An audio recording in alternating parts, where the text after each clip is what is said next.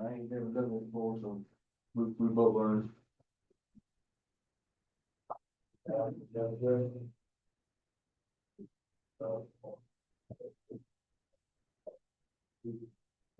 We're gonna keep first. Listen. I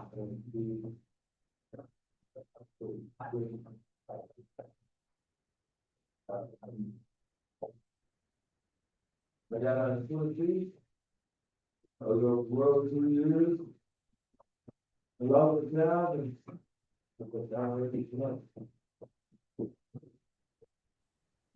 Good morning.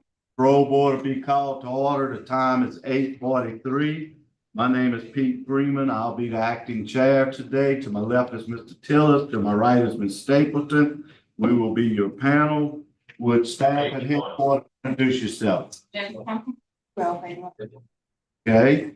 And do they have anybody there with you at Washington? Yes, sir. What's your name, sir, please? Marlon White. No, the staff. Deputy Goss. Golf? GOSS. That's what I thought you said. Thank you, sir. Deputy Golf, y'all had any problems with him since he's been there? No, sir. Okay. All right. Today we're here for a revocation hearing on Marlon White. Mr. White, do you have state your name and DOC number for the record? Yes, sir. Marlon White, 710544. Okay. Mr. White, do you have your parole questionnaire with you? No, sir. Yes, he does. Go put one up on the screen and tell us if that's your signature. Is that your signature at the bottom? Yes, sir. Okay, you understand you're not eligible for appointed counsel today. If you wish to have counsel, you would have to hire them. Do you understand that?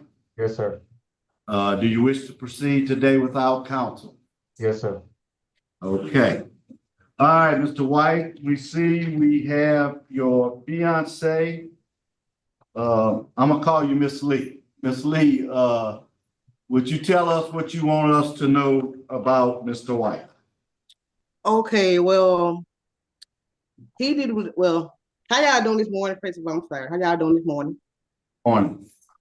Okay, I'm on here because to my side of the story how it went down. Okay, go ahead.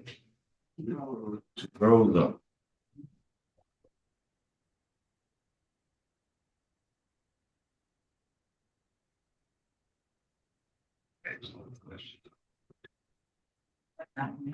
A cell phone for my phone went dead, whatever.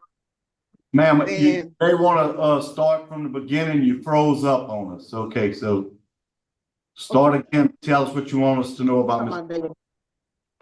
Okay, okay, on that day, I was the phone on my neighbor's phone, whatever. But she was intoxicated or whatever. And then I asked her, I just got my ass her phone.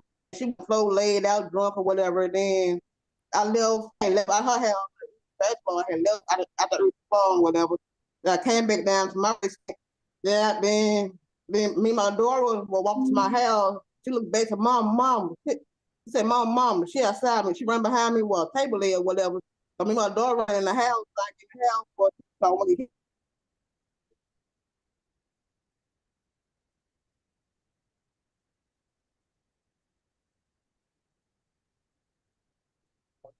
Having a problem with the connection with the. Yes, sir. Okay, Mr. White. Mr. Stapleton, would you go on and lead your questions? Okay, we're gonna go over the rule violations first, and you're gonna plead guilty, not guilty with a statement, or guilty with a statement, or not guilty, whichever one, not guilty, and then either one of those with a statement. Yes, ma'am. Okay, so it's rule number 4. On 12/7/24 at 10:55 p.m., you were booked in the Ouachita Correctional Center for 4 charges by Monroe Police Department. 1, domestic abuse battery, child endangerment, resisting an officer. And then on number 3, it's simple battery with failure to appear. And there was a bench warrant issued, and on 2/20/25, you pled guilty to the amended charge of disturbing the peace, criminal mischief, and then it says disturbing the peace again was sentenced for each count to 90 days to serve in the Ouachita Parish Jail. The sentences are to run concurrently to each other with credit for time served on December the 7th, 2024, and that was for the failure to appear. So on the first one, the domestic violence, child endangerment, and resisting an officer, how do you plead? Within the court, I had pled not guilty because, within the discretion of my case, I didn't, abuse my girlfriend, or I did not put my hands on anybody. I was just protecting the threshold of our house. Okay, she was following behind my girlfriend with a table leg, and I was trying to prevent her from hitting my girl, and she tried to run inside of our residence, which I tried to prevent from her hitting my girlfriend. But within the mix, I'm getting hit. But then I had blood trickling down from the back of my head. But then as I'm not trying to get hit anymore, when I step out the way, I'm not knowing that my girl, she was standing by the door, like behind me, like I can put my hand back and she's behind me. So when she hit me with the table leg and I step out the way, that's when my girlfriend got hit. And within the evidence of the court now, that's why my charges got dismissed, because they seen that my elbow didn't leave a scratch that the police had stated inside of the evidence that from my elbow. It was from the table leg that the screw was in. It left a scratch on the side of her face from going from under her nose to the middle of her cheek. But then I was just protecting my household, man. And I didn't lift my hand at anybody. I didn't hurt anybody. And I just I just asking for the board to just to show leniency to me, because of the fact that I've been doing everything I can as of doing right. I've been staying out of trouble, and I got a stable job. I've been doing everything my parole officer tell me to do. So, I'm a God-fearing man, and I'm very deep into my religion, and I'm just asking for leniency, please. And can I say something? Yes, go ahead. Okay, and I guess whoever called police at night, I didn't know they would call or nothing or whatever, because I was in the room, the bathroom, with some blood in my face. Then whoever called them gave them a fake name and all that, so, and false information. Because Sharon Jones, because that person who called, her name is Notorious Johnson. She gave them a fake name and everything, so she gave them false information. Okay, well, on the police report, this is what the policeman said that the victim said. Made contact with the victim, who stated that Marlon hit her in the nose area with his elbow, and that the children, 3 of them, were in the living room near her and Marlon. The complainant came to the victim's residence to help the victim. The victim stated that Marlon bear wrestled the complainant by pushing and grabbing her from inside. Victim stated that Marlon was her boyfriend for a year, and he would usually be at the residence. The victim stated that Marlon and her did not have any kids together. And then later on, you've got a statement that you're talking about the person that made the complaint, that had the chair leg. That well, first of all, why would your girlfriend go to her? Because you said that she's all the time jealous of you and all the time calling the police on y'all, the complainant. Okay. Okay, I'm sorry to cut you off, ma'am. Okay. No, you're fine. Okay, from my understanding, they was close friends. They was close friends before I had got released from Hunt's Correctional Center in St. Gabriel. Okay, when I came home, and I started talking to her, She started showing signs of, like jealousy towards my girl. Like she'll throw subliminal messages at her and stuff like that, as of if I'm the problem. So I had told her, to stop hanging around her. Okay, but this right here was a important phone call that she was on the phone with her mom, and her phone had cut off. It take her phone a long time, to charge up. She had one of the government phones, free cell phones, and it take about an hour to charge it back up. So, they wasn't inside of a disagreement as of that, to where they didn't want to talk to each other. They were just in a disagreement as of saying, as I'm talking to him, we just gonna keep our distance. We gonna talk on our own time. Because at the end of the day, she felt as if, she was trying to get in the way of what we had going on. You know, Well, in the statement, your girlfriend states the children was inside the house in the living room with her. You, in your statement, said the children were outside playing. yes, ma'am. The children was outside playing around that time. Her statement is that they were in the living room when she got hit in the nose. Which they wasn't, ma'am. So, No, ma'am, they was not in the living room. They was outside playing along with the other kids in the neighborhood. your girlfriend lied about that. Ma'am, So your girlfriend lied about that. Is that correct? from my understanding, when she was she told me that as she was telling the police officer what was going on, she told me that the police officer stopped her in mid-sentence and told her that he heard otherwise, that the complainants was the ones to tell him everything that went on, and she was gonna lie and all that type of stuff like that. So she told me when the police came to the residence, you feel me, they asked her, took pictures of her, and when she was trying to tell her statement, the police stopped her and told her they heard otherwise. Okay. So you're pleading not guilty to number 4, right? Yes, ma'am. Yes, ma'am.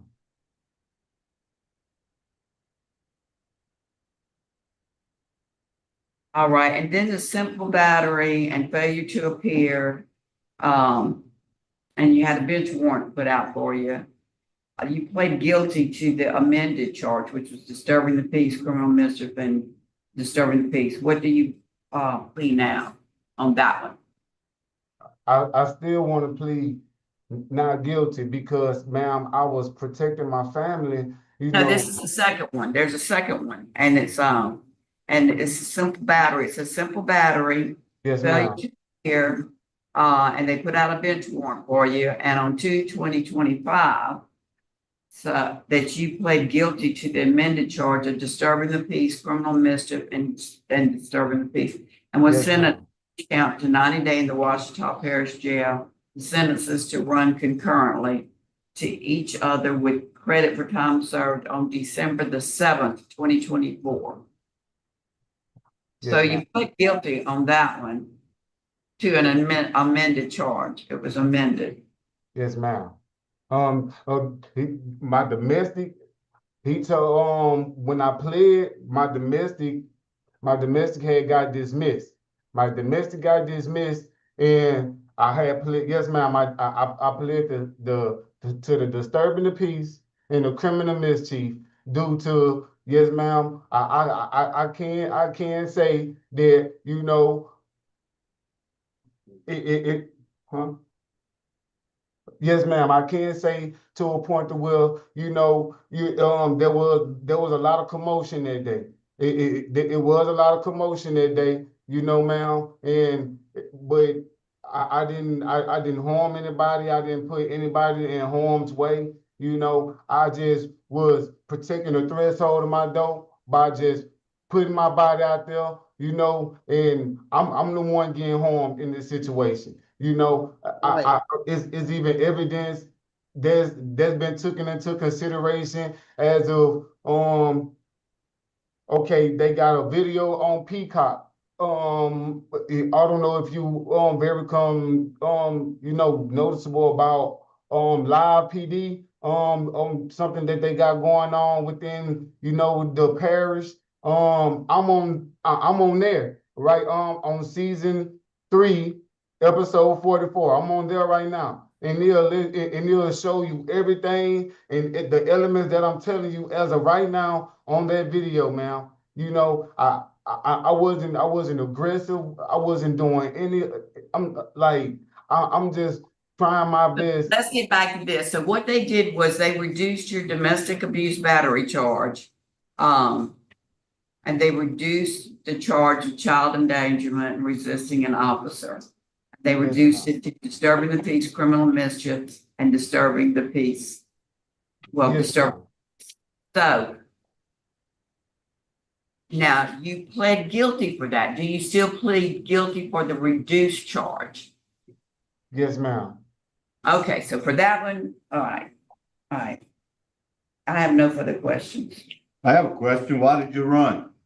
Okay, I'm gonna be honest with you, sir. Okay, the only reason why I did flee because of the fact I was scared. I didn't know what to expect, you know, because of the fact that okay, I was already facing a traffic ticket. I didn't want to go to jail. I've been doing good for 1 year. I just got released. I just got released from Hunts in January. I've been doing so good to a point to where even my parole officer, he giving me praises like, man, thank you for doing a good job. Thank you for doing a good job. Thank you for just knowing your purpose. You know, and that made me more stronger within myself because, you know, ever since I was 16, 17, that's all I've been doing, bumping my head. And when I finally get a straight way and you know, on the straight path of doing the right thing, you know, it's just something just so small that can take everything that I ever tried to build up away from me just because, you know, of a decision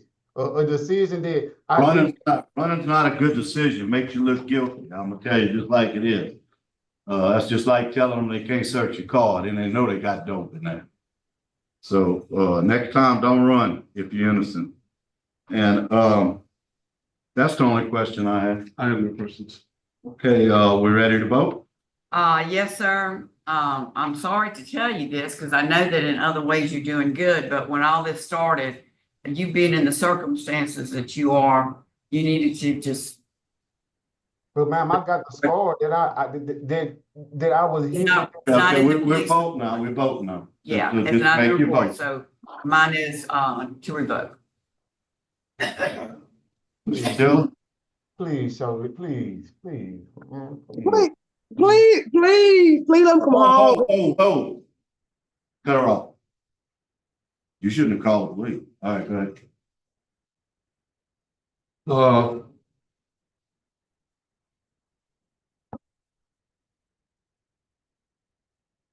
It's tough. You gotta vote your heart. Vote to do not revoke. And I vote to revoke. So it's 2-1. Your probation's been revoked. Good luck to you. We are closed.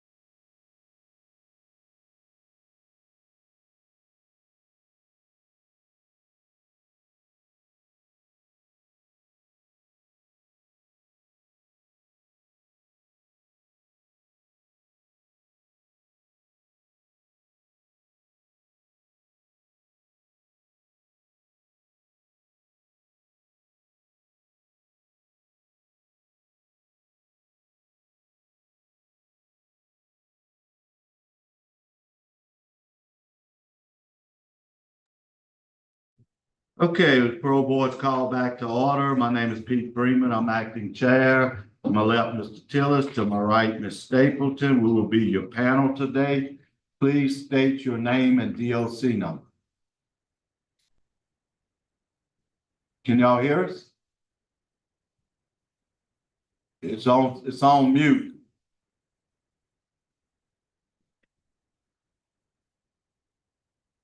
Can't hear you. Okay, I know.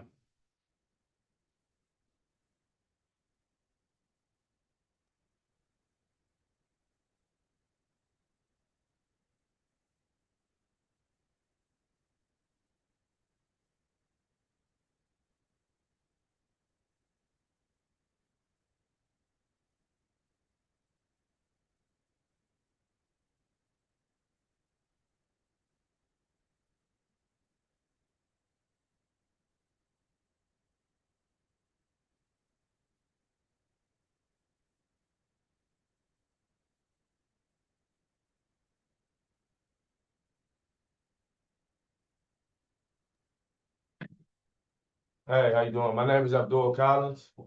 My DOC number is 753-041. Okay, Good morning. Mr. Cobb, did you get a parole questionnaire? Did the probation officer come there and serve you with some paperwork? Yes, sir. Okay, and did you want appointed counsel today? No, sir. Okay, and they ruled you wasn't eligible. If you'd have wanted appointed counsel, you would have had to hire them yourself. So we're gonna proceed today. You have several people here on your behalf: Tammany, Washington, your friend, Ketoria Coleman, your fiance, and Melvin Jones, your brother. We're gonna let them speak at the correct time. And then your case has been assigned to Ms. Stapleton. She'll read the rule violations. When she reads the rule violation, she'll ask you to plead guilty or not guilty, Yes, sir. with or without a statement, okay? And then at that time, she'll let you make your statement and she'll ask you questions, Yes, sir. okay? Understand? Yes, sir. Okay, so first we're gonna start with Ms. Tammany Washington. Ms. Tammy, what do you want us to know about Mr. Collins? Again, stated, my name is Tammy Washington, and I just wanted to speak on behalf of Mr. Abdul. I've been his friend, mentor, more like a godmother, since he came home. I didn't get a chance to get a letter in, but I did want to say that I respectfully ask you to consider the growth and his renewed commitment that he's shown. Though he has made some serious mistakes, he's made strides into making better choices. Abdul knew that his choices put a stain on his reputation in the workforce and in life in general, but he chose to make a fresh start. Before his incarceration, he took a powerful step towards change, being baptized and embracing a new spiritual path. He now has a newborn child and a supportive fiance waiting on him to return home, and he's deeply motivated to build a stable and meaningful life. We are ready to support Mr. Abdul in his transition and his mental health, and he plans to continue mentoring youth through his involvement in the Little League football team, a role that he did take very seriously. And he understands the responsibility he carries as he's determined not to let this opportunity slip away again. So I ask that you please grant him your grace and give him a chance to prove that redemption and change is truly possible. And he's ready to come home, and there is a strong, loving, and structured support system waiting to help him to succeed. Okay, Thank you so much. Thank you. Ms. Ketoria? Yes, sir. What do you want to tell us about Mr. I'm Abdul's fiance. We've been together for 10 years now. He has done a lot for his family. He's very family oriented. We do a lot together, and we just had a newborn baby. She's now 2 weeks today. So we're just waiting for him to come home. He's been very he has changed a lot since he's been home. He's been working, like we have the football team that he has of his own. And we also joined church right after his incarceration. So we've been doing a lot, and I've been right by his side the whole time. So I've been there to keep him together. And when he come home, we have a lot of plans. We plan on moving, getting a bigger house with our new addition in the family, and just trying to make the best of it for our kids. Okay, thank you, and I like that sign behind you. Thank you very much. Okay, and Melvin Jones, your brother? Mr. Jones? I would say spiritual brother. I've been around while he was on his journey, you know, coaching the little leagues. I'm the deputy marshal that work all the football games, and he also joined my church.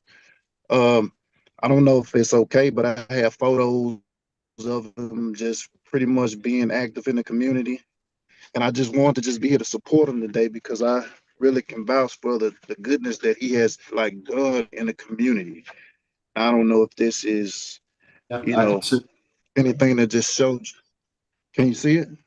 Yes, sir, sure can. Okay. Okay. Just showing you some active things that he's done since he's been out. And I've been on him for 2 years, and I've been working those for 2 years, and I came in contact with him and just got to know him. And, you know, I just want to help him out. You know, he joined our church just recently. It took a while to get him there, but he's been so busy. But once he got there, I said I was going to take it upon myself to make sure that he stay on the right path. So I need some more pictures that I have. You know, him just out doing things. What he's supposed to do. Yes, sir. Okay, so actually you his friend. You're Did you not say a blood spiritual brother? Yeah. Not a blood brother. No. Okay, just curious. Okay, thank you very much for being here, Mr. Jones. Okay, Mr. Collins, your case has been assigned to Ms. Stapleton. Ms. Stapleton is going to lead with the questions. Okay, sir. First violation, rule violation is I will live at the address on this certificate. If I must move from this address, I will get permission from my parole officer before doing so. In addition, I will not leave the state of Louisiana without written permission from my parole officer. You have violated this condition as evidenced by your arrest in Oklahoma City on 1/18/25 for the offense of second-degree burglary. How do you plead on that? I plead guilty, ma'am. Okay. All right, and the second one is I will not engage in criminal activity, nor will I associate with people who are known to be involved with criminal activity. I will avoid bars and casinos. I will refrain from the illegal use of drugs or alcohol. You have violated this condition as evidenced by your arrest in Oklahoma City on 1/18/2025, the offense of second-degree burglary. Felony charges and felony warrant is still pending in Oklahoma City, unable to resolve charges while you are detained in Louisiana. How do you plead on that one? I plead guilty, ma'am. Okay. Well, we know the details and everything, but I want to ask you, why did you go? I mean, I heard all these testimonies of what you had going on here, and yes, great testimony, like a new beginning for your life, and nothing could be said wrong about that. That was great on your part. And why did you go to Oklahoma City knowing that this was going to happen? Well, eventually I was supposed to go for a job. I was going to look for employment. Mr. Roark, which is my parole officer, kind of tough guy to get in contact with. But yes, ma'am, I was wrong. Just in the situation, I was at the wrong place at the wrong time with the wrong group of people, man. A total mistake, a total mistake. And I was guilty, man. I lost my job, you know, in a terrible way. I was employed for 2 years. And in the 2 years of me being employed, it was nothing but growth. You know, I went from $11 to $14 to $17. And you know, I thought I was, you know, I thought I was gonna be I have a 10-year career at the job, and I lost my job due to an altercation. You know, when somebody put their hands on me, and he didn't get fired, and I got fired, and it kind of played a mental effect on me. And I just made a mistake, man. It wasn't right, you know, it wasn't right at all, man. But I just made a mistake. I was like my witnesses were saying, I was an active pillar in the community. You know, I threw free football camps for kids. You know, my thing was trying to grab the youth because of what I've been through as a child. You know, a lot of trauma in my life as a child. So I was just trying to grab the youth, and I always try to grab the youth. Even as being incarcerated now, you know, I try to talk to some of the younger guys and try to, you know, lead them to a better path when they get out, you know. And I just made a mistake, man. You know, it's not right, you know, but Did make an adult mistake though. yes, And it says, don't hang around with associates that you know are involved in illegal activity. And when they arrested you, you were in a van with 6 other people. yes, And then ma'am. there was a short pursuit, and then the van turned up that it was stolen. Yes, So ma'am. the mistake you made was very compounded by everything else that followed along in it. It does, what you're doing, what you were doing is wonderful. But then when things went bad in your life, as it does for everybody, you went right back to your old ways. So that's all I say. I have no question. I have no questions. Ms. Stapleton, you ready to vote? Yeah. I'm gonna vote guilty to revoke because you did leave the state of Louisiana. And secondly, you did get involved with criminal activity because you have the charges in Oklahoma City for second-degree murder. I'm going to vote also to revoke Mr. Collins. You're doing a good job, but you need to follow the rules and regulations. And you're pleading guilty, so my hands are tied. That's the problem. Well, our hands are tied now. I mean, once you admit to the charge in Oklahoma, you know, there's not much else we could do. And I'm looking at all you support people, they terrific. So man, look, put your nose to the grind, do some good time classes, get out of Louisiana quick, and hopefully you can take care of them charges in Oklahoma before you release, because they do have a detainer on them. Okay? Yes, sir. All right. Good luck to you. It's sincere. Good luck. Thank you, brother. God bless you. Love you, brother. What is that?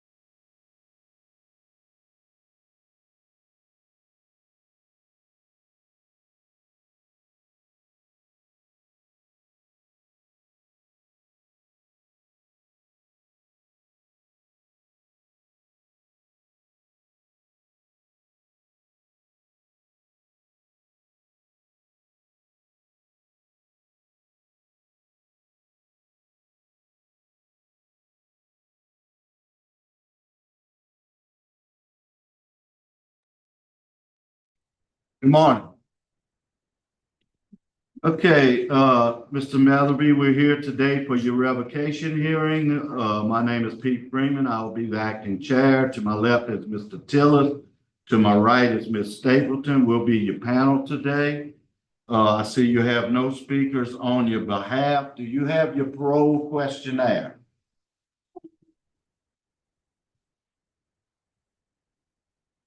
Wait, you're on mute. Why did he put it on? I think they're waiting to forget.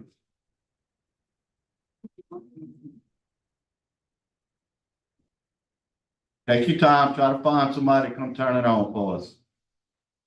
Yes, sir. Let's go. Okay, I can hear you now. Come on. Oh, you can? Okay. All right, Mr. Netherby, you got that parole questionnaire like I asked you? Is that your signature at the Yeah. bottom? Yes, sir, it is. Yes, sir. Okay, you're not eligible for appointed counsel. Do you wish to have counsel today? You would have to hire them yourself. We can proceed. That was my next question. Okay, Mr. Netherby, please state your name and DOC number. My name is Joseph Wayne Neathery. My DOC number is 333-584. Okay. All right, Mr. Netherby, your case this morning was assigned to Ms. Stapleton. She's gonna read your violations. As she reads them, you plead guilty or not guilty, and with or without a statement. You can make a statement if you wish. Even if you plead guilty, you can make a statement. So, Ms. Stapleton will read them to you now, and she's been assigned your case. Good morning, Mr. Netherby. They showed that you're in violation of, number 4 and number 10. So number 4 is on 7/28/24. Is that right, or is it 2? Because they got 72. So was it, February or later, of 24 that you were arrested by? When did you get arrested? 7? July 28th, 2024. So you've been in jail all that time? So you've been in jail 8 months, 9 months? 9 months, yes, sir. Okay, thank you. For domestic abuse, aggravated assault, and domestic abuse battery, and you was booked in the Ouachita County for Ouachita. On December 17th, 24, the charges were dismissed by the district attorney's office. How do you plead on that? I plead not guilty. I mean, I was arrested. But I'm not guilty of what I was accused of. I don't know how to plead to that. I mean, not guilty to the accusations of the crime, but I was arrested, yes. Okay, but you're pleading not guilty, so that's the question. And the second one is, you are currently $315 in arrears on your supervision fees. And that, if I miss something, yes, I'm guilty, but if it's while I'm in jail, no, I'm not guilty. Okay. Couldn't pay it. Before jail, though, you were in compliance with that? Yes, ma'am, fully. The best of my knowledge, yes, ma'am. Okay. Okay, so I've read the statements from everybody, your family, yourself, that the lady suffers from mental illness. Yes, And ma'am. she just goes into a rage. You were staying with your father. Who were you staying with before your father, though? With my grandmother in PARISH, Winfield, Louisiana. What made you leave your grandmother's place? Because I thought I didn't know my dad for 50 years. Right. And I started visiting him, and he said he had congestive heart failure. So I wanted to know who he was before I can't know him. That was why I thought I made the right decision, and I did not. Let me ask you something. When all this first started, I had read somewhere that you must have called your probation officer. That's before the arrest and everything, and was telling him about the aggressive nature of your girlfriend. Yes, ma'am. I think he said then that you should call the sheriff's office and report her for her being violent towards you. Right. And you didn't do it, right? I didn't agree with it at the time. No, I didn't do it. Many reasons. Fear of the police. Yeah. When you're on parole and you're an armed robber, or I was, Mhm. it's hard to believe that somebody would believe you in a situation like this. Second, my mother was married to a Baton Rouge City police officer for years as a child, and he was not a nice man. He was very abusive, physically abusive and whatnot. So my trust with police is kind of limited, but when the time comes that you tell somebody, look, you're gonna have to leave this home, I'm gonna call the police, and she slams her arm in a door and says that they'll never believe you. Okay, let me I'm ask you this. scared. I Pardon you. was scared. All right, so then the day happens that brings us here today. Yes, ma'am. Here's what was that was the probable cause in the preliminary hearing, okay, that got you before us today. It says in the police report on 7/28 that Joseph Neathery struck her in the face, arms and legs during a physical altercation. The victim said while striking her with his fist, Joseph also attempted to cut her with a knife. The victim said Joseph then grabbed her hair and dragged her outside where she was unable to flee and contact the police. The police said victim had visible injuries consistent with her testimony. Cuts on her face, bruises on her right arm, bruises on her right leg, cuts on her elbow and knees, and several cuts on the right big toe. And then that you stated that it was a mutual altercation and the cuts on, well, I don't know. It says on his chest were self-inflicted. Did you mean her chest or his? My chest, I had some scratches from work. I used a piece of a plastic fork. I was cutting trees, I had gloves on. I used a piece of a plastic fork to scratch my chest. I was itching. There was a lot of poison oak, poison ivy, whatnot. So there was nothing. I had marks on my shoulder right here in the front of my shoulder from her stabbing me with a knife. She poked me a couple of times with a knife. It was nothing major, but she's the one who had the knife. It was not me. Okay.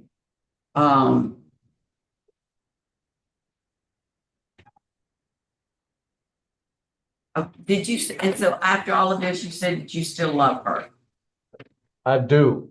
I mean, From the house, you said she knocked down the TV and she did a lot of damage in the house.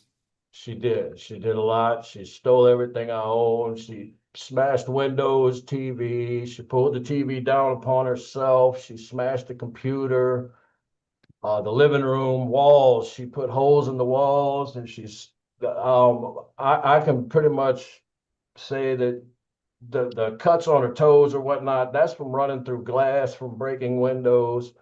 She busted the window out my truck, flattened the tire. Everything was you can't leave me. If you leave me, you're going to jail.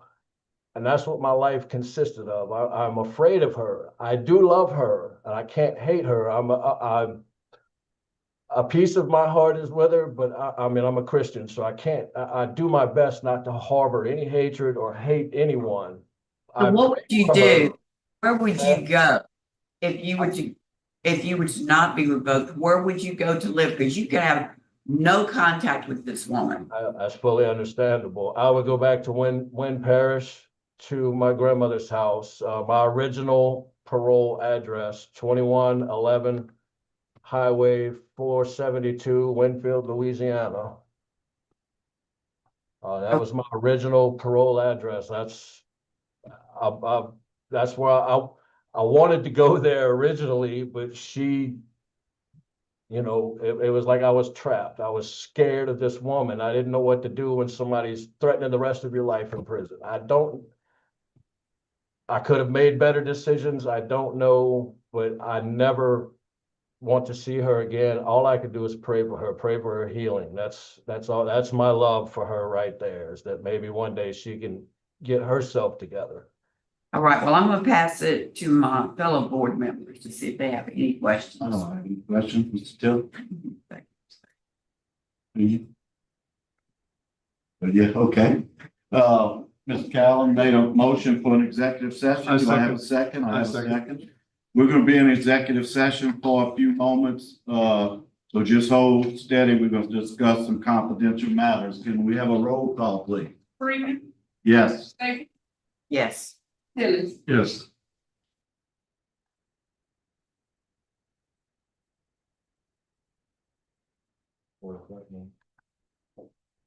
They hadn't made a decision yet. What does it say on that? Executive session.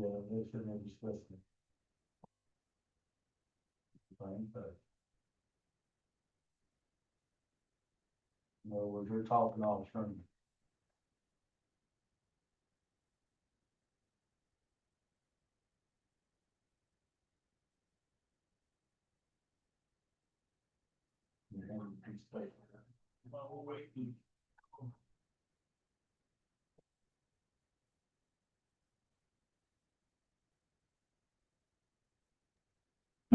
Back in session.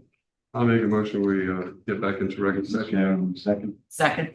Okay, can I have a roll call? Do we need a roll call? Freeman. Yes. Davidson. Yes. Hillis. Yes. Okay, we've come to a decision, so Ms. Carolyn will be first. We discussed our confidential matter, so Ms. Carolyn, your vote. Okay, my vote today based upon,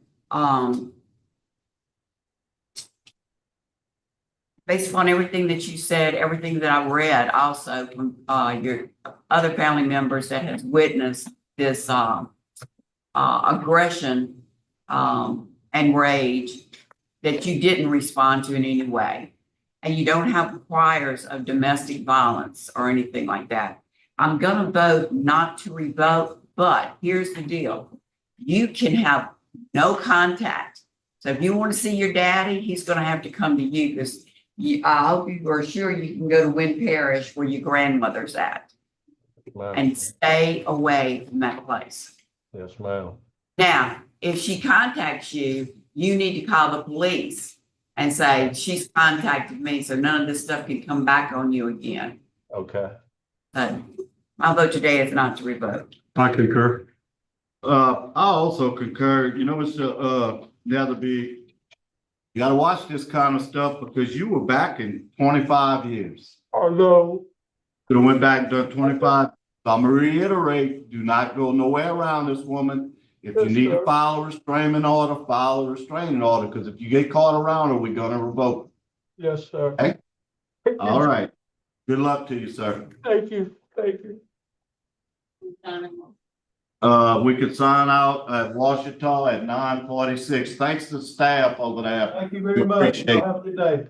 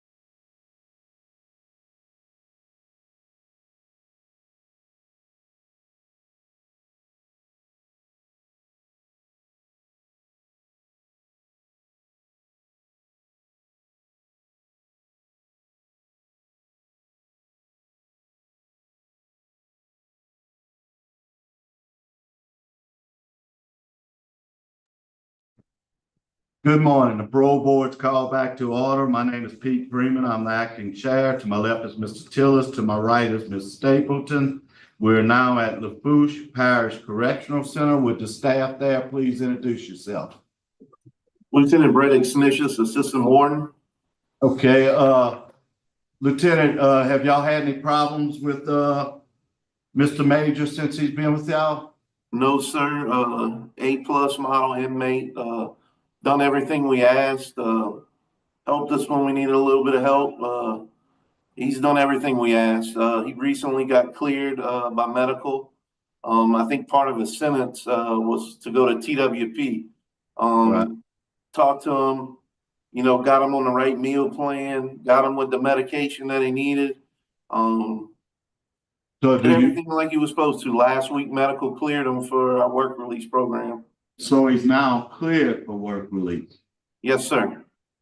So I mean, that's the only reason we're here, because he wasn't complying with his meds and we gave him a chance to go to work release instead of getting revoked. I'd like to ask for an executive session so I could talk to our people up here and see what our options are at this point. I second. Yes, sir. We're gonna go to executive session. We'll be right back. Yes. Tillis? Yes. Davis? Yes.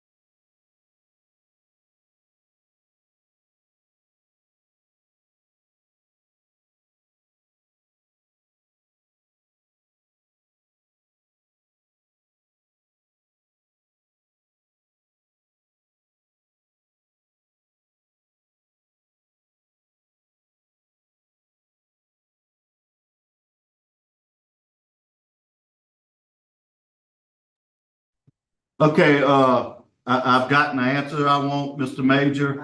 So I'm just gonna read the only violation you have. Yes, sir. Which is that you couldn't go to work release and so you couldn't pay your extradition costs. Yes, Because you were non-compliant with meds. How do you plead to that? I plead guilty. Yes, sir. Okay, good. Okay, so he pled guilty. We're ready to vote, panel? Yes. Okay, we're ready to vote. Now that you are in compliance with your medicine and stuff, we're gonna reinstate that order to go to work release and to pay that $832 extradition cost. If you can't pay for it while you're in work release, understand, you can wait till you get out and they'll set up a payment plan. But you try to get it paid off as soon as you can. Okay? So we're giving you one more shot at it. Good luck to you. Stay on them meds. Will do. Thank y'all very much. God bless. We're signing off at Lafourche at 10 o'clock.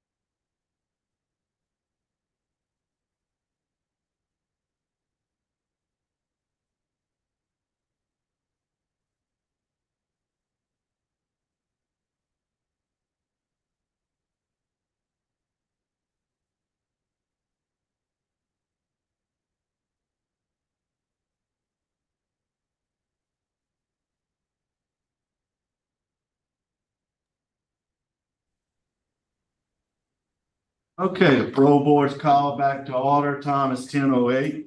My name is Pete Freeman. I'll be the acting chair. To my left is Mr. Tillis.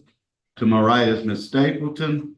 We will be your panel today. We are now at St. Tammany Parish Jail. Do they have any staff in there with you, Mr. Creel?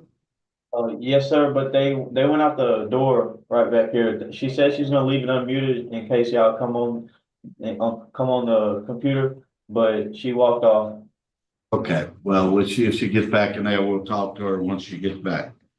Okay, Mr. Creel, today we're here for a revocation hearing. The way that's gonna go is your case has been assigned to Mr. Tillis. He will read you each violation and you will plead guilty or not guilty with or without a statement, okay?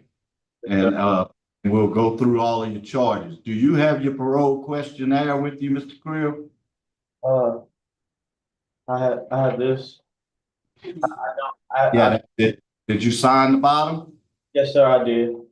Okay, you realize you're not eligible for appointed counsel? Yes, sir.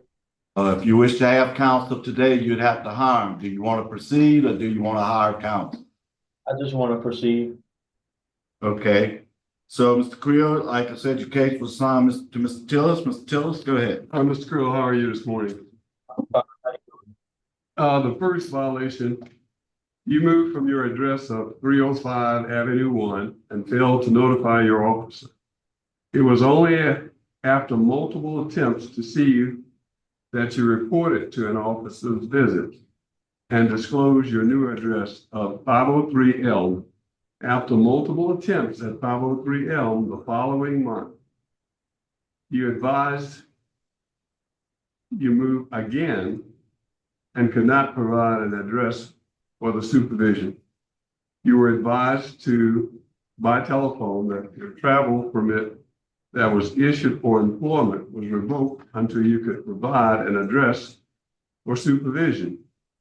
You still left for Mississippi without approval permit.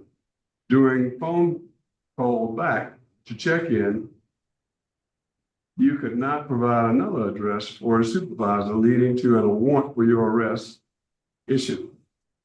How do you plead? Guilty, not guilty, or guilty with a statement? Guilty with a statement. Violation 4, you were arrested for failure to appear for an office visit. I'm sorry, let me do that again. You were arrested for a failure to appear for an offense occurring on 11/20/2024, possession of Schedule 1. This office was not aware of the new arrest in November 2024 until you were arrested on the appearance along with the parole warrant. You advised you were pled guilty the day before in the 22nd Judicial Court possession of marijuana and was given credit for time served. How do you plead? Guilty. Guilty? Okay. Let me ask you something. What's the problem with complying with your parole officer? I had Mr. Kevin Harrison, and it was a big misunderstanding between me and Mr. Bryan. I work 5 days a week in Mississippi, and I come for the first Thursday and the last Thursday of the month to check in with him at a home visit and a office visit, the first and the last Thursday. I get off Friday evenings, and sometimes I come back to Bogalusa to my home address at 305, and sometimes I stay at the hotel to work for the Saturday, and I rest on Sunday and I go back to work Monday. And I work 5 days a week, so it was a problem with me.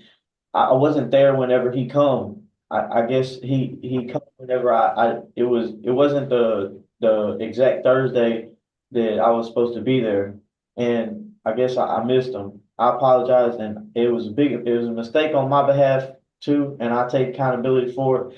And I'm not a bad person. I go to, I try to go to every visit and all my home visits, and it was a misunderstanding. The 305 home address that I had, I didn't know that I was exact. I thought I was just giving them another address because I stayed with my girlfriend when I come down for a week. I stayed with my girlfriend and I was off and I missed him at my grandma's house. He asked me when I come to the office visit, what's the address that you were at. I didn't know that I didn't know that I was I thought I was just adding the address to where I might be at for my girl's address, because I was over there.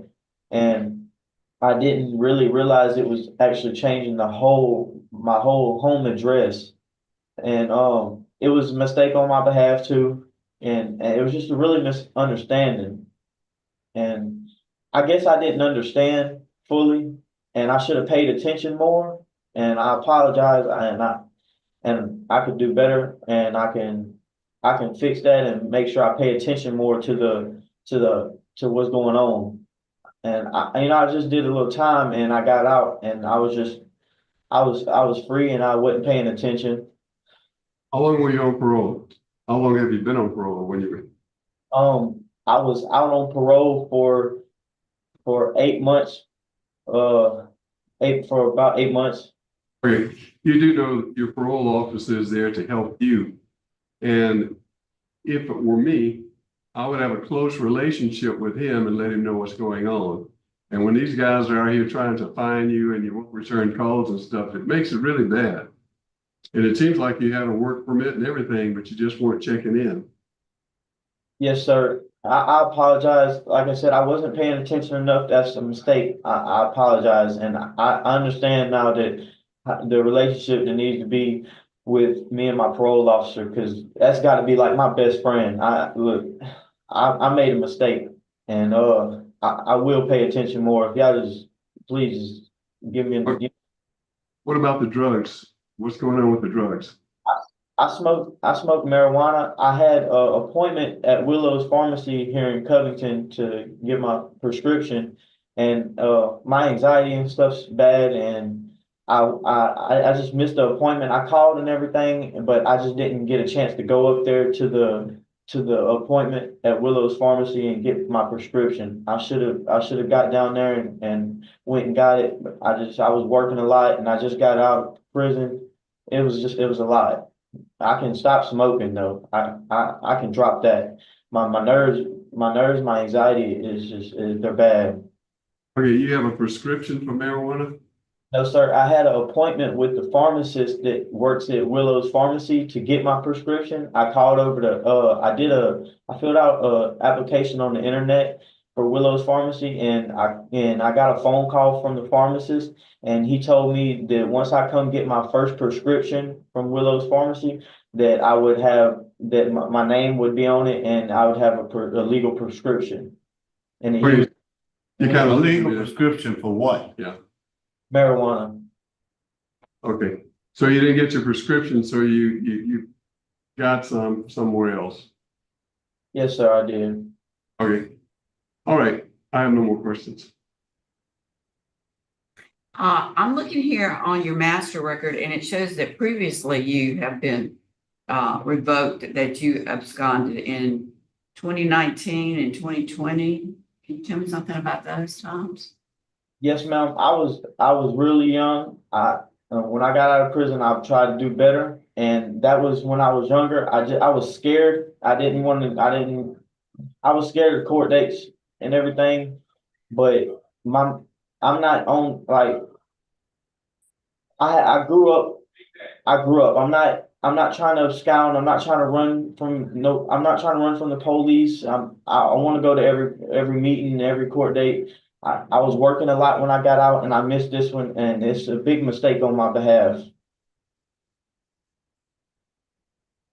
Okay, I don't have anything else. Okay, who's your probation officer? What's his name? Brian Phillips.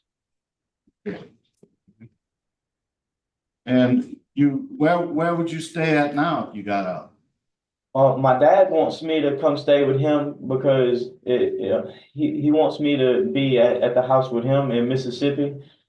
It would be 106 Highway 44, JS Mississippi. If I were to get out, it would be my grandma's address because I have nowhere else in Bogalusa to go. My dad got me a job working in Mississippi. So you know, you need to do interstate compact to go to Mississippi, so you can move with your dad. Yes, sir. All right, where were you working? I was working for Benecorps in Gulfport, Mississippi. They had me in Crystal Springs, Mississippi, and I caught the end of that job when I got on there. I caught the end of that job site, so they moved us to Byron, Mississippi. We worked there a little bit at a children's camp doing a little construction work, and then I went to Gulfport on Highway 49, and we was doing a job corps. I was working for Benecorps, and we was demolition and remodeling a job corps building. Mhm. Do you still have that job if you get out, or you got to find another one? When I get out, my dad said I come stay up there. I can come to Florida with him and work up there. I would have to get a travel permit to work in Jackson, Florida. That's where he said the job site's at. Okay, so you want to get out, move to Mississippi, and then get travel permits to try to go to Florida to work. Yes, sir. Okay, I have no further questions. I call for executive session. I have a motion for an executive session. I'll second it. Okay, and I have a section. Can I have a roll call, please? Freeman, Yes. Stapleton, Yes. Stevens. Yes. Okay, I have a motion for an executive session. We're gonna meet and discuss confidential matters. So we'll be right back for the hearing. Yes, sir. Thank you.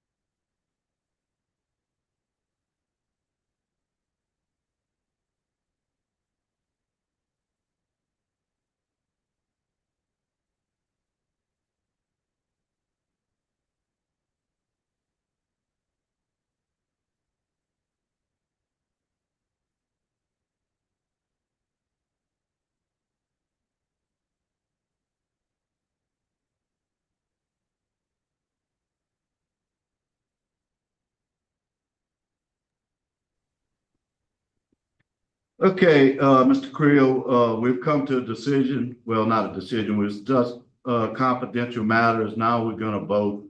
I'm gonna vote first because this is a complicated issue. And I was an probation parole officer, so I know what the steps you need to take now. We are gonna vote not to revoke, but we're gonna hold you there until you complete your interstate compact to Mississippi, which should not be a problem if your dad's there, because they're gonna let you go live with your dad. That's immediate family. So do you understand? They'll get you the paperwork for the interstate compact. They should have it there at the prison. If they don't, your probation officer will come see you and give you that paperwork and get the interstate compact complete. Immediately upon approval, you'll be released to go to Mississippi. Yes, sir. Thank you. I appreciate that a lot. I thank you for the second chance. I appreciate it. I know I messed up in the past and No. Okay, so now we're gonna let Mr. Creel, Tillis vote, but hey, good luck to you, sir. you're a lucky man today, man. You need to stay in contact with your parole officer and drop the girlfriend and stay in touch with him until you get yourself together. yes, sir. Thank you. To do it, vote. My vote is do not revoke. Okay, so today your probation is not revoked, with the condition that you complete interstate compact before you are released. Yes, sir. Okay, Thank you. at St. Tammany at 10:25.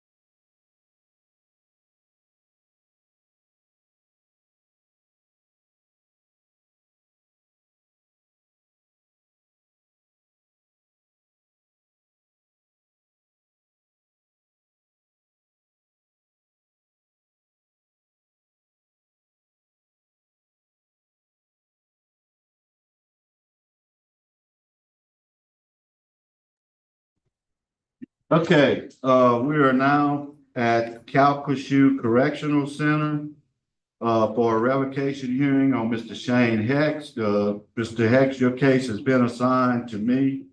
My name is Pete Freeman. I am the acting chair. To my left is Mr. Tillis. To my right is Ms. Stapleton. We will be your panel today. Mr. Hecht, please state your name and DOC number for the record. Oh, you're on mute. You're on mute. Get somebody unmuted. Can you hear me now? Yes, sir. Okay, so get your name and DOC number. Shane Hext, DOC number 337829. Okay, is there any guard there with you? No, sir. Okay. Mr. Hecht, as I stated, I'm gonna be doing your hearing today. I'm gonna read the violations. You plead guilty, not guilty, with or without a statement. And then I'll ask you questions. Okay, you last made contact with probation and parole in March 2024. You failed to contact your officer when you moved from last reported address of 1907 Catherine Street, Lake Charles, Louisiana. How do you plead to that charge? Not guilty. That is actually incorrect. The officer that they gave me, that's incorrect. Oh, tell that officer to come in, please. He's right behind. Oh, Officer, could you come in for a second, please? Okay, could you state your name, please? My name is Yes, sir. Peter Fields. Okay. Could you tell us anything about Mr. Hext? Has he given y'all any problems since he's been there? I've been with him for about 20 to 30 minutes. He hasn't given me any problems. I'm not with him. Okay, so you're not on his walk. Sure. The actual. Thank you. I'm gonna be Terry. He's the one. All right, now let's get back to you. Thank you, sir. That's all we needed. So what?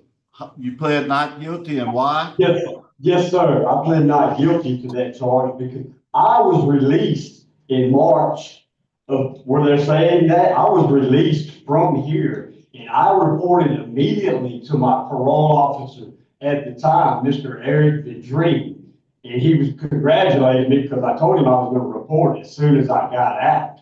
And he said you was completely honest with me. He said you're one of the first ones that actually reported as soon as you got out. So I reported successfully to Mr. Eric the Dream up until I think it was June. I called him for my monthly report in June, and Mr. Vidrine told me that I wasn't on his roster any longer. And he asked me, had I changed addresses or anything of that nature? And I said, no, sir, I'm still at the same address. And he said, call up here to the main office of probation and parole and find out what's going on. He said, if you haven't changed addresses or anything, he said, I'll still be your officer because that's my area. So I called immediately as soon as I got off the phone with him.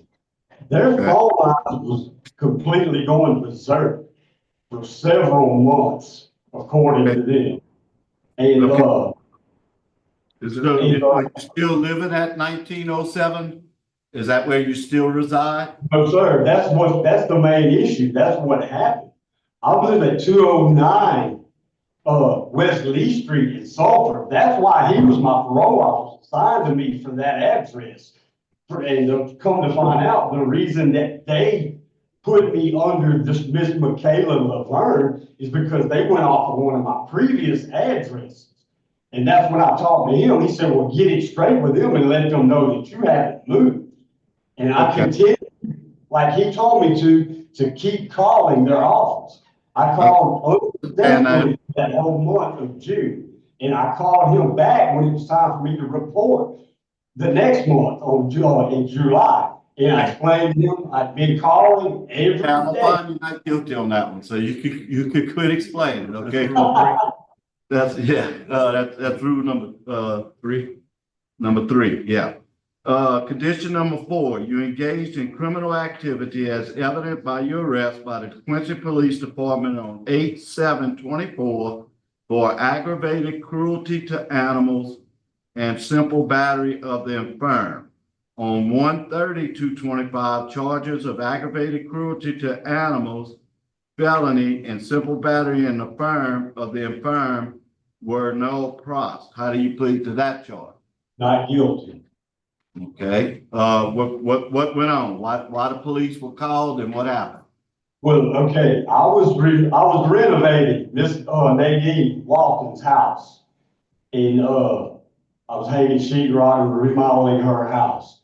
So she actually, we signed the contract. I didn't have my own transportation, so there would be times that I didn't have a ride. So she would furnish me a room at her residence to be taken off of the final end of the renovation.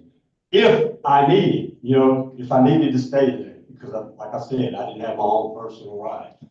But I showed up to her house probably on like July the 28th, I believe it was. I caught a ride to her house so I could continue working on her house. I let myself in because I had to keep to her house because we had an agreement. And when I came into the house, I was calling her name. And I hear her, she calls back to me, sounds like it's coming from the laundry room. So I go into the laundry room, she's clutching her chest. And I'm like, what's going on, Miss Nadine? Are you okay? She said, no. She said, I think I'm having a heart attack. I said, well, what's going on? She informed me that the night prior to me, that morning, me coming over, that she had injected crystal methamphetamines. And I said, let me call 911 so you can go to the emergency room or whatever. They can come out and see, make sure that you're okay. She said she didn't want to call 911. She just wanted to go to her room and lay down and try to recover, shake back, whatever. So I helped her to her room and I went on about my business, hanging sheetrock, carrying on. And while I was doing that, there were several people coming to her house that day. And I let them all know, that what had happened, whenever I came in, how I found her. And I said, if any of y'all know anything about drugs or anything, don't give them to her.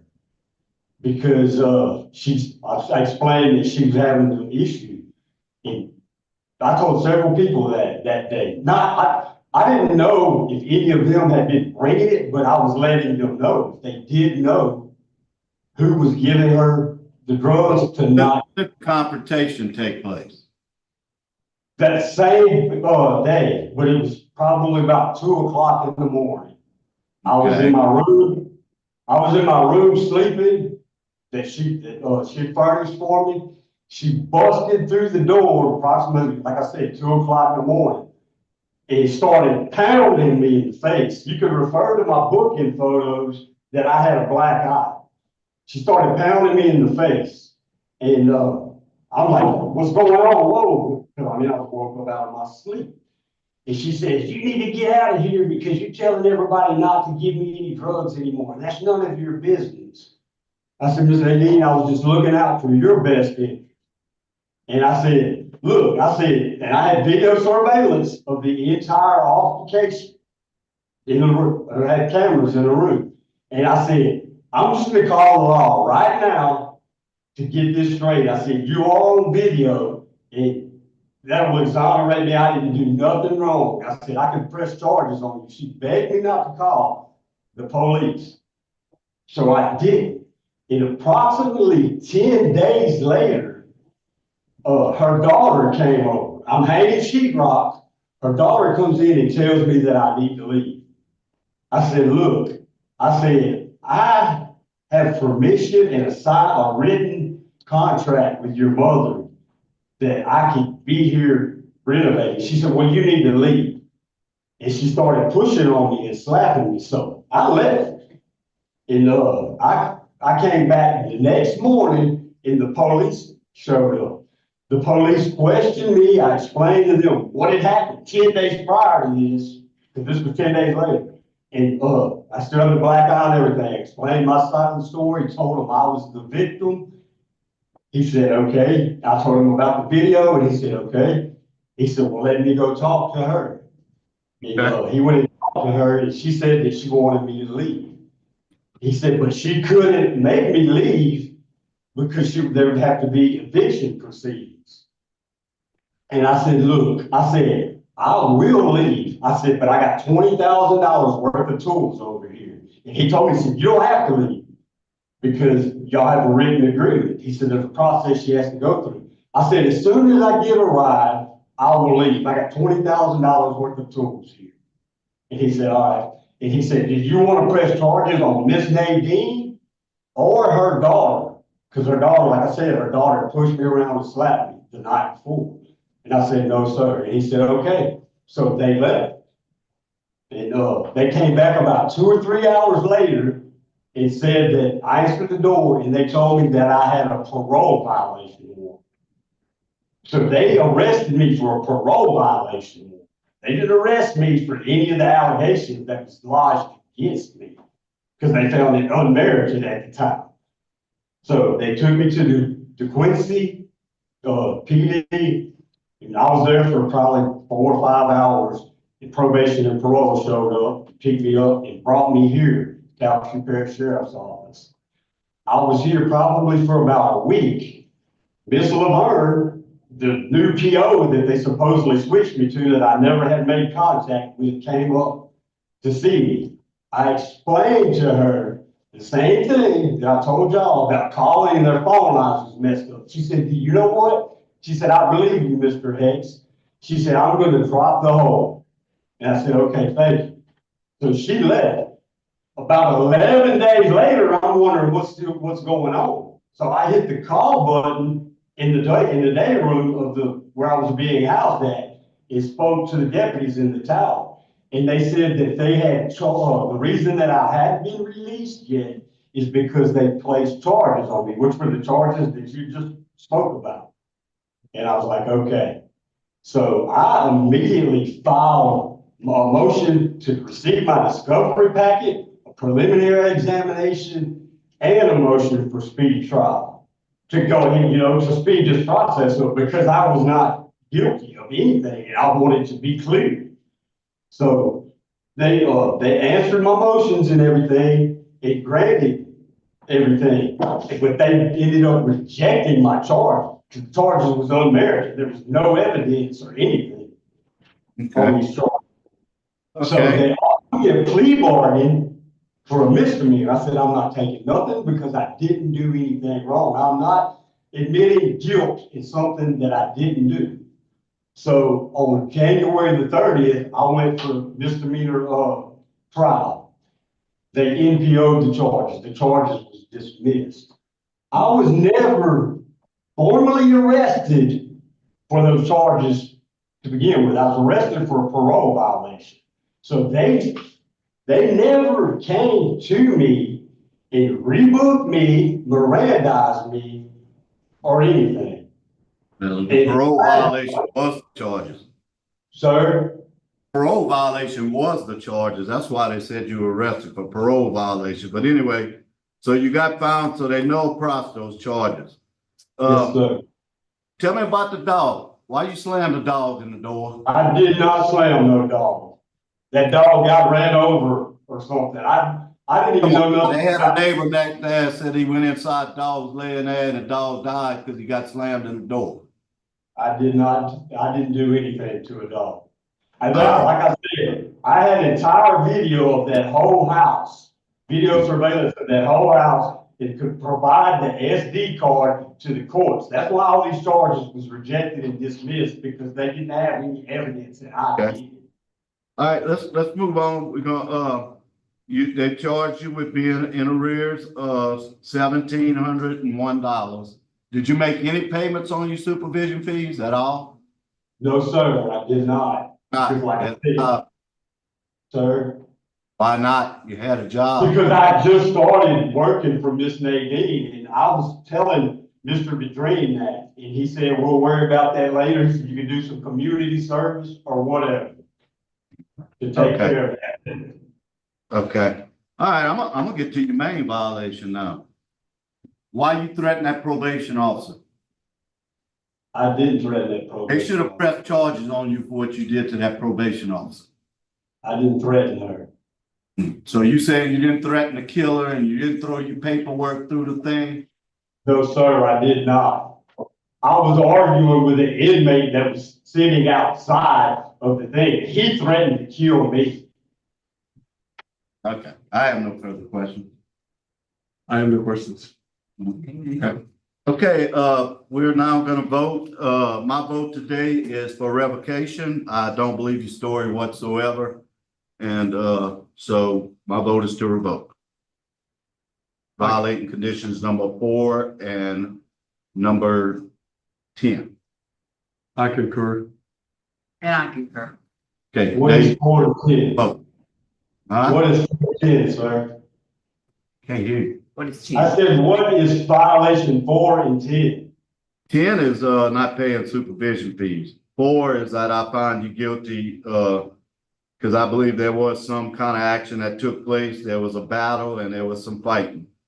But regardless, the Those threat to charges probation are officer probation officers threatened should also been charges. And there was witnesses to that. Today, your probation has been revoked, parole's been revoked. We're closing out at CALCASIEU at 10:50.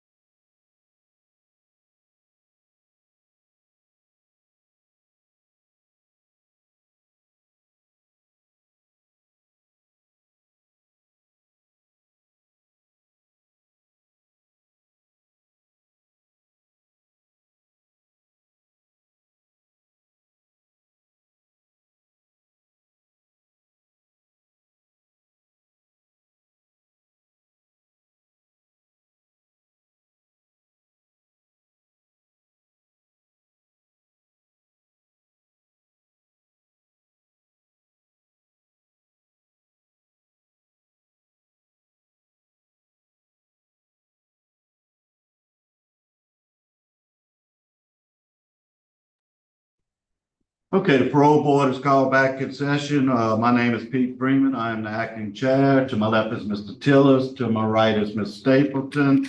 We're here today for the revocation hearing on Donald Richardson. Mr. Richardson, would you state your name and DOC number for the record? Yes, so Donald Ray Richardson, my DOC number 622248. Okay, Mr. Richardson, did you sign a worksheet about appointing counsel? It's all right here. All right, so do you realize you're not eligible for appointed counsel? If you wanted counsel, you'd have to pay for it. Yes, sir. Okay, you wish to proceed today without appointed counsel? Yes, sir. Okay. Your case has been assigned to Mr. Tillis. He's gonna be leading us into questions. He'll read you your violations. You plead guilty or not guilty with or without a statement, okay? Yes, sir. Mr. Richardson, how are you? I'm all right today. How are you? Good, good. You violated rule number 4. You committed the offense of failure to register by living at 2422 Long Cedar Road, Winsboro, without registering this address with the Franklin Parish Sheriff's Office. On 12/13/24, you admitted to living at 2422 Long Cedar Road in Winsboro. And your parole officer noticed that children's items were inside the residence. Additionally, on 12/13, you admitted to illegal using marijuana. How do you plead? Not guilty. With a statement? Yes, sir. Okay, let's talk about it. What happened? What's going on? All right, I had came home 2 days before Thanksgiving. The day after I came home, I went to the courthouse and report. He wasn't in court. He wasn't in. So I ended up talking to Ms. Leah Bryan. That's who did my paperwork, Ms. Leah Bryan. All right, she sent me back December the 9th. I had to go back December the 9th. When I went back, he still wasn't in. So the 2 days that I did go, Ms. Leah Bryan did my paperwork because she sent me back December the 9th. Okay. When my sister Tanya was moving from Kansas City down here, when she told me that she wasn't gonna be staying in the address that she gave me, I instantly text my PO and let him know it wasn't no the day or it wasn't December the 13th. It was 2 days before. That's how he knew where I was gonna be at 2422 Long Cedar. I never texted him the same day, okay, this one I'm gonna be. It was 2 days in ahead of time. And he told me to make sure I be home. And I was there the day he came. And I never told him I was smoking marijuana. He asked me, can I pass a drug test? I told him it was only one way to find out. He never drug tested me. But he told my It said you admitted to using it.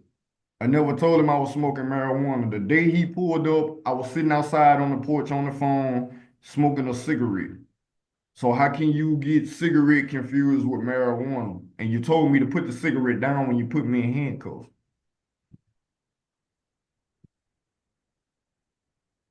Did he state why he arrested you?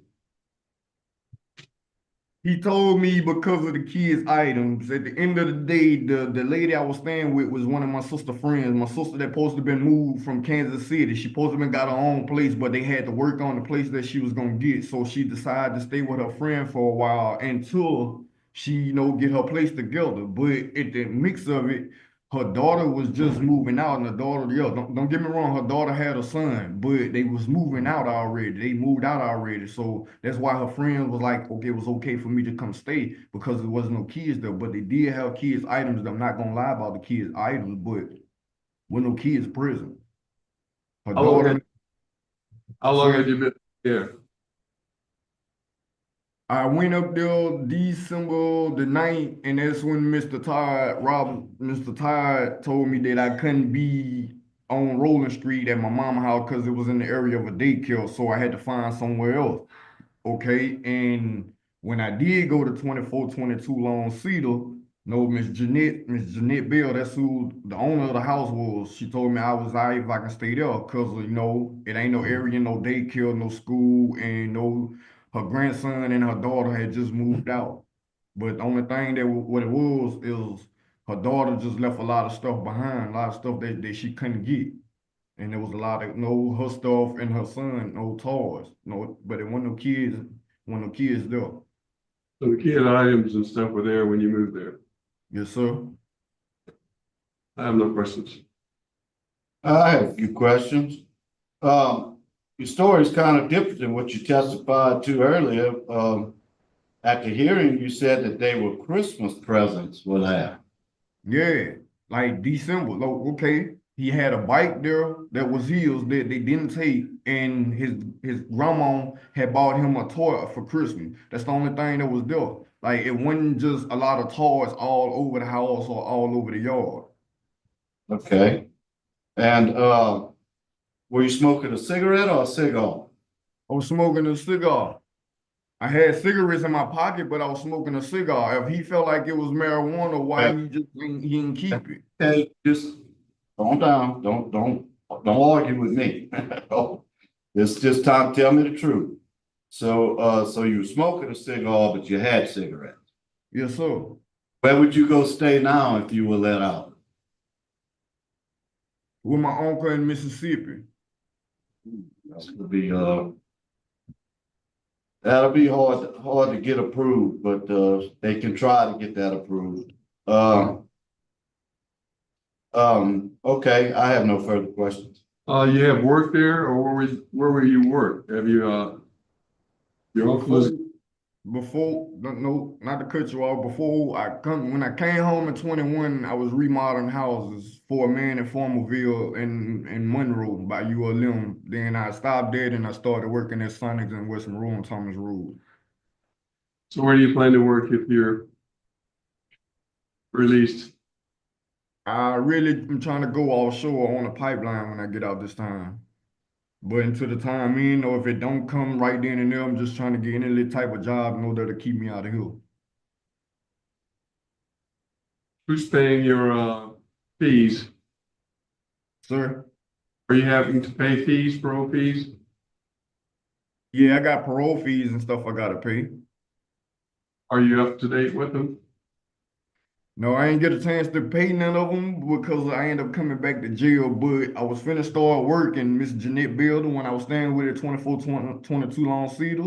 She worked at the catfish plant down here in Franklin Parish, and she was gonna help me get a job there so I can pay probation and parole and stay out of jail, but I ended up coming to jail. Okay, so how long you been out? You've been out since 21 or you've been out since 24? I had came home 2 days before Thanksgiving of 24, and I was back in jail like 3 weeks later. Okay, so what you got revoked for? Why you went back after you got out in 21? Because I had a charge from Ouachita, but they ended up giving me probation on it. Okay, I have no further questions. I don't have any. Okay, Ms. Tillis, you ready to revoke? I mean, ready to vote? I do not say that out loud. No, are you ready to vote? Yes. You want me to go first? Yeah, go ahead. Okay, I'm gonna vote first. Be my vote today to do not revoke, but that you be held until an approved residence can be found and verified by probation and parole. Yes, sir. Understand that you gotta find a residence that's not around daycare. It's hard to do. That's not around daycares and not around other things. And so if you find that your probation officer verifies it's a good residence, then you get out. Okay? Yes, sir. I concur with Mr. Freeman. And I concur. Okay, so you're not revoked today, but you gotta work on real quickly trying to find an approved residence because you're not gonna get out without one. Yes, sir. Okay? Yes, All sir. right. Good luck to you. Now you better straighten up. Yes, sir. Thank y'all. All right. Okay. All right. We're now closing out at Franklin. No, where we at? Franklinton Parish Detention Center. Time is